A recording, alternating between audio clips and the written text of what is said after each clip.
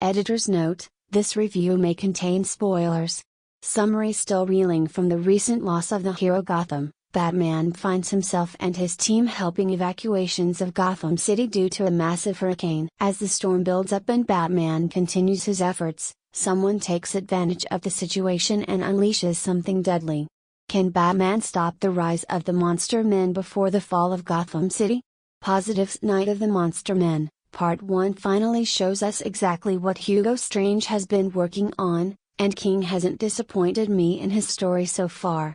It seems that Strange is working on creating his own race of monsters intent on destroying Gotham City, and the Batman, Orlando and King do a great job of showing Batman's team of Nightwing, Batwoman, and a few others as a well-oiled machine. Everyone knows their roles and exactly what to do, and Batman of course is still the expert tactician. Fighting the brutal elements of a hurricane, Batman is still dedicated to saving lives, no matter how impossible the task. I don't want to spoil it for you, but two key elements of this story made me want to go back and read some other titles as well because of the reveal Orlando and King do here in this issue. I'll tell you this much: I was surprised to see a certain Arkham villain become Batman's ally, and also one of Batman's proteges is dead.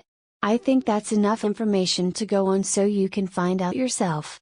However, King and Orlando do a wonderful job of showing us what a leader Batman is here, especially under such extreme circumstances, and what he's been through in the previous issues as well. The team as whole is still reeling from a string of losses and setbacks, so it means a lot when Batman lets them know that he's still dedicated to saving Gotham City no matter what. Negatives: my only complaint so far I feel may be the overuse of supporting characters themselves sometimes. I've always thought of Batman as a strictly solo character, and although he has his partners, some of his best work and best books seem to be when he's facing the odds alone. I love what Orlando and King have written so far, but it seems that in every issue I've read he's been more of a team player or leader than operating solo, which, depending on the issue, can get irritating. Sometimes I like the issue where Batman has no one to turn to or trust, because that's when his mind is put to work and we really see him shine like the hero he is. I hope in the future King or Orlando return Batman to working solo for a while to get back to the true grit and nature of who he is. I've always pictured Batman as a solitary figure,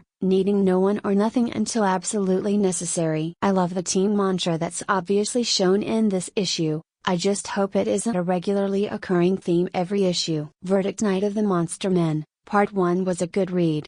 Orlando and King do a great job of showing us not only Batman but his team as a whole operating under extreme circumstances and still making it work. Even when Nightwing has his doubts about the mission, Batman reassures him that they will save everyone. They have to. It's these small statements reinforced by bigger actions that makes Batman such an inspiration and a joy to read, period. I'm eager to see exactly what Strange has planned, since obviously that first monster was clearly in the testing stage. I've always been a fan of Strange as being a mental challenge to Batman, and so far King and Orlando have stayed true to this formula. Strange has been pulling the strings the entire time, and just now we're seeing the consequences of it.